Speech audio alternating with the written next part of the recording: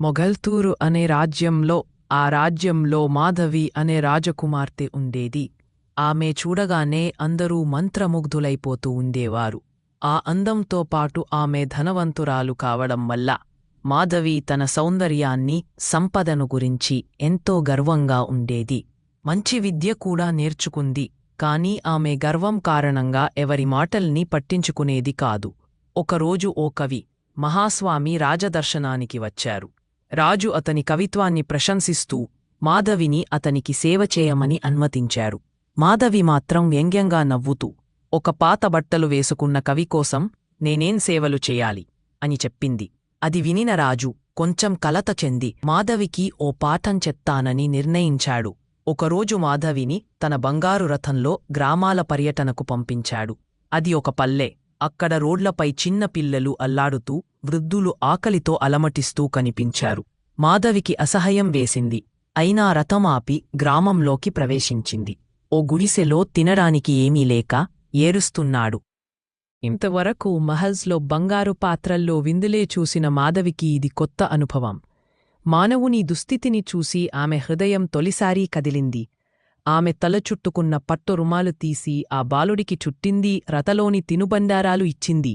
ఆ ముసలాయన ఆమె చేతులు పట్టుకుని కన్నీళ్లు కారుస్తూ ఇలా అన్నాడు: మీ దయ చూశాక నాకు దేవత దర్శనం అయిందనిపిస్తోంది. ఆ మాటలు మాధవి గుండెల్ని తాకాయి. ఆ రోజు రాత్రి తన రథంలో తిరిగి రాయలవారి కొట్లోకి వచ్చినప్పుడు చాలా లోకజ్ఞానం పొందినట్లుగా అనిపించింది. నిజమైన అందం చర్మాల్లో కాదు, మనసులో ఉంటుంది. ఒక్క క్షణంలో రూపం పోతుంది. కాని మన సున్నిత హృదయం జీవితం మొత్తం ప్రజలకు జ్ఞాపకంగా మిగిలిపోతుంది. ఆ రోజు నుంచి మాధవి తన తీరు మార్చుకుంది. ప్రతివారం వారికి అన్నం, బట్టలు, వైద్యమందేలా చేసింది. ఆ కవి మళ్లీ రాజధానికి వచ్చాడు. ఈసారి మాధవి చేతులు జోడించి ఆహ్వానించింది. కవి ఆమె మారిన మనసును గమనించి ఒక పద్యం అర్పించాడు. ఆ రోజునుంచి మొఘల్తూరులో అందరూ మాధవిని కరుణామయి మాధవి దేవిగా పిలవడం. మొఘల్తూరు అనే రాజ్యంలో ఆ రాజ్యంలో మాధవి అనే రాజకుమార్తె ఉండేది. ఆమె చూడగానే అందరూ మంత్రముగ్ధులైపోతూ ఉండేవారు. ఆ అందంతో పాటు ఆమె ధనవంతురాలు కావడం వల్ల మాధవి తన సౌందర్యాన్ని, సంపదను గురించి ఎంతో గర్వంగా ఉండేది. మంచి విద్య కూడా నేర్చుకుంది. కాని ఆమె గర్వం కారణంగా ఎవరి మాటల్ని పట్టించుకునేది కాదు. ఒకరోజు ఓ కవి, మహాస్వామి రాజదర్శనానికి వచ్చారు. రాజు అతని కవిత్వాన్ని ప్రశంసిస్తూ మాధవిని అతనికి సేవ చేయమని అనుమతించారు.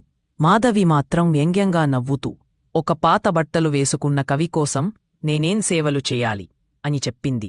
అది వినిన రాజు కొంచెం కలత చెంది మాధవికి ఓ పాఠం చెప్తానని నిర్ణయించాడు. ఒకరోజు మాధవిని తన బంగారు రథంలో గ్రామాల పర్యటనకు పంపించాడు. అది ఒక పల్లె. అక్కడ రోడ్లపై చిన్న పిల్లలు అల్లాడుతూ, వృద్ధులు ఆకలితో అలమటిస్తూ కనిపించారు. మాధవికి అసహ్యం వేసింది. అయినా రథం ఆపి గ్రామంలోకి ప్రవేశించింది. ఓ గుడిసెలో తినడానికి ఏమీ లేక ఏరుస్తున్నాడు. ఇంతవరకు మహల్స్లో బంగారు పాత్రల్లో విందులే చూసిన మాధవికి ఇది కొత్త అనుభవం. మానవుని దుస్థితిని చూసి ఆమె హృదయం తొలిసారి కదిలింది. ఆమె తల చుట్టుకున్న పట్టు రుమాలు తీసి ఆ బాలుడికి చుట్టింది, రథలోని తినుబండారాలు ఇచ్చింది.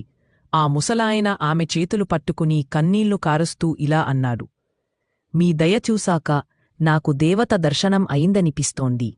ఆ మాటలు మాధవి గుండెల్ని తాకాయి. ఆ రోజు రాత్రి తన రథంలో తిరిగి రాయలవారి కొట్లోకి వచ్చినప్పుడు చాలా లోకజ్ఞానం పొందినట్లుగా అనిపించింది.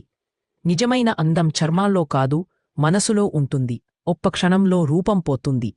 కాని మన సున్నిత హృదయం జీవితం మొత్తం ప్రజలకు జ్ఞాపకంగా మిగిలిపోతుంది. ఆ రోజు నుంచి మాధవి తన తీరు మార్చుకుంది. ప్రతివారం వారికి అన్నం, బట్టలు, వైద్యమందేలా చేసింది. ఆ కవి మళ్లీ రాజధానికి వచ్చాడు. ఈసారి మాధవి చేతులు జోడించి ఆహ్వానించింది. కవి ఆమె మారిన మనసును గమనించి ఒక పద్యం అర్పించాడు. ఆ రోజునుంచి మొఘల్తూరులో అందరూ మాధవిని కరుణామయి మాధవి దేవిగా పిలవడం